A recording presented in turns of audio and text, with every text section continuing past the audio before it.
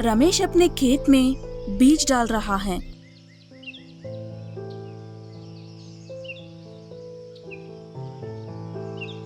काम खत्म करके घर लौट रहे रमेश का सामना गांव के एक सज्जन से होता है। आज फैक्ट्री नहीं गए रमेश? खेत में दवा डालना था, इसीलिए नहीं गया आज। एक बात कहती को अपने खेत से कुछ मजदूरों को बेच देता ना। कोई बात नहीं जी, काम खत्म हो गया है। तुमसे यही परेशानी है रमेश, ना किसी की मदद मांगते हो, ना ही किसी की मदद मांगने वालों को इनकार करते हो। लगता है 2 दिन से फैक्ट्री भी नहीं गए हो, है ना? खेत के कामों की वजह से वक्त नहीं मिला, कैसे भी कल से जाना है। ये कहकर दोनों अपने अपने घर चले जाते हैं। घर के दहलीज में रमेश की पत्नी पैर धोने के लिए हाथ में पानी के लोटे लेकर खड़ी है। जाकर नहा धोकर आइए जी, खाना गरम है, परोस दूंगी। ठीक है। मेरी लड़की क्या कर रही है? पढ़ रही है जी। रमेश नहा धोकर आता है। सब मिलकर खाना खाने के लिए टेबल पर बैठते हैं। रमेश पहला निवाला अपनी बेटी को और दूसरा निवाला अपनी पत्नी को खिलाता है। ऐसे उन लोगों का भोजन खुशी खुशी से पूरा खत्म होता है। रमेश और उसकी बेटी बाहर ठंडी हवा में बैठे हुए हैं। पिताजी, आज मुझे मेरे प्रोग्रेस कार्ड मिला है। बताओ तो। पूछते ही तुरंत निकलकर दिखाती है। हर सब्जेक्ट में अच्छे अंक आए थे। शाबाश बेटा, ऐसे ही अच्छे से पढ़कर अच्छी सी नौकरी हासिल करके एक अच्छा मुकाम पर रहना। मतलब तुम्हारे जैसा पिताजी? मतलब मैं उतने अच्छे स्थान पर हूँ बेटा। हमें हमारे मास्टर जी ने बताया था कि देश की मजबूरी राजनीतिज्ञ या अभिनेताओं से नहीं बल्कि किसान से होती है। इसीलिए आप ही राजा हो, आप ही इस देश की मजबूती हो। पिताजी, माँ कहती है कि आपने आईआईटी में बीए एग्रीकल्चर किया है और आपको कोई बड़ी नौकरी मिलने वाली थी, फिर भी आप यहाँ क्या कर रहे हो? तुम ही तो कह रहा था ना बेटा, किसान ही असली राजा है। तुम्हें अपने पिता को राजा की तरह नहीं देखना चाहती हो? क्यों नहीं देखना चाहती? आप राजा की तरह ही अच्छे लगते हो। अब बस भी करो दोनों बाप बेटे की बातें। तुम्हारे सोने के वक्त हुआ है, जाकर सो जाओ। ये कहते हुए प्रिया अपनी बेटी को अंदर लेकर जाती है। रमेश ऐसे ही बाहर लेट कर जाता है और अपनी आंखें बंद करके अतीत को याद करता है। रमेश के पिता एक किसान है। मैं एक किसान की तरह इस मुसीबत के कुएं में ही रह गया हूँ, लेकिन मेरे बेटे रमेश को अच्छे से पढ़ना होगा। ये सोचकर बहुत मेहनत से बहुत बड़ी पढ़ाई पढ़ाता है। पिताजी, मुझे आईआईटी में सीट मिली है। मुझे तुम पर हमेशा से ही विश्वास था बेटा। लेकिन पिताजी, वहाँ पर पढ़ने के लिए बहुत पैसे लगते हैं। मैं अब आपको और परेशान नहीं कर सकता। अब से मैं भी यहाँ रहकर खेत में आपकी मदद करूँगा। पैसों की चिंता तुम मत करो। तुम बस अच्छे से पढ़कर गांव की और गांव वालों की सहायता करो।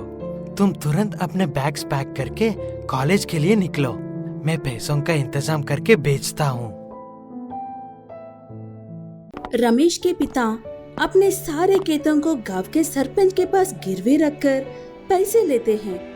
वो भी बस ना होने पर गांव के एक और धनवान के पास खर्चा करते हैं। उसके बाद ऐसे ही कुछ दिन बीतने के बाद रमेश के पिता काम खत्म करके घर लौटते वक्त, क्यों राजेश, मुझे धोखा देने के सोच रहे थे?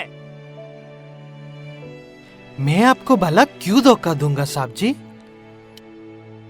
मुझे नकली कागज देकर कर्जा लिया है ना, चुपचाप कल सुबह मेरे पैसे मुझे लौटा दो, नहीं तो तुम्हारे जमीन मेरे नाम कर दो। ये कहकर ठाकुर राजेश को सबके सामने बेइज्जत करके चला जाता है। ऐसे पढ़ रहे रमेश की मुलाकात प्रिया से होती है। दोनों एक दूसरे को पसंद करने लगते हैं। अपनी पढ़ाई खत्म होते ही मैं तुम्हें अपने माँ बाप से मिलवाऊंगा। इतने में रमेश को एक फोन कॉल आता है। सब जानने के बाद रमेश प्रिया को लेकर पहली ट्रेन से गांव जाता है।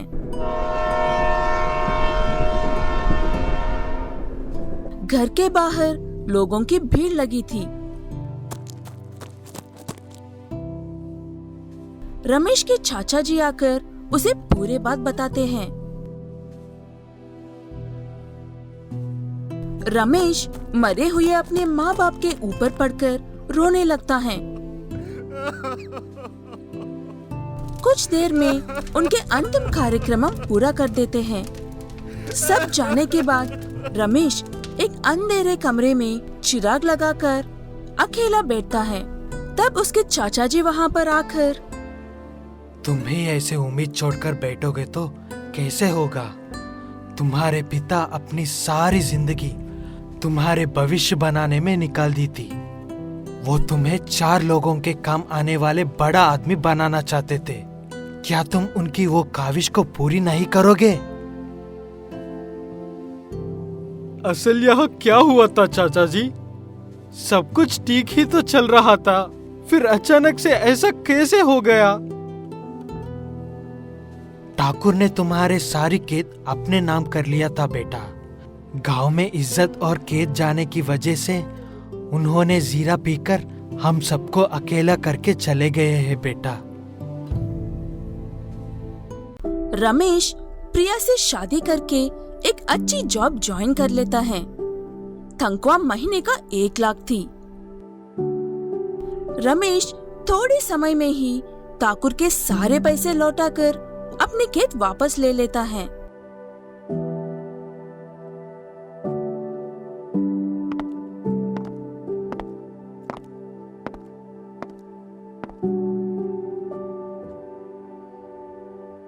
आप क्यों दुखी हो जी? तुम्हारे पिता का हर सपना पूरा हो गया है। वो आपको जिस मुकाम पर देखना चाहते थे, आप आज उस मुकाम पर हो। मेरे पिता की तरह बाकी सब किसानों की मौत की वजह उनकी कमजोरी है। जमीन के अलावा वो किसी पर भी भरोसा नहीं करते, लेकिन सरकार उनके लिए कुछ नहीं करती। खेती के लगाए हुए पैसे तक नहीं निकलते हैं। मेरे पिता की ही बात ले लो। ऐसी व्यक्ति की इज्जत करने की बजाय उन्हें खुद की जान लेने पर मजबूर कर दिया था।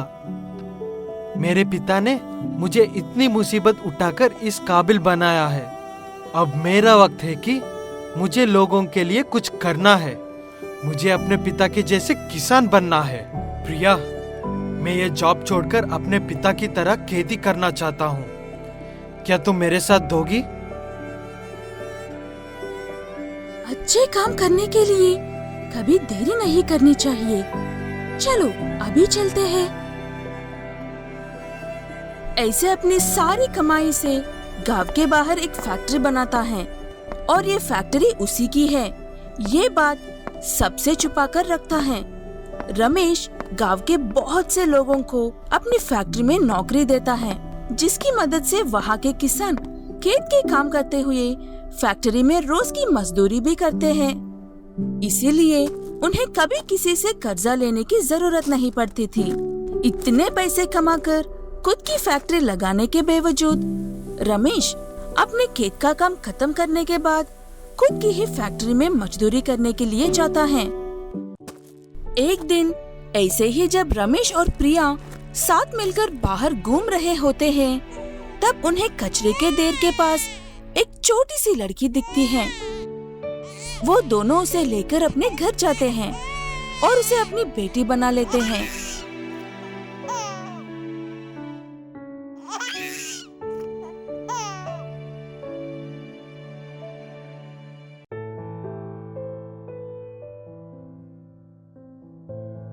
क्या बात है महाशय, किसी सोच में डूबे हो?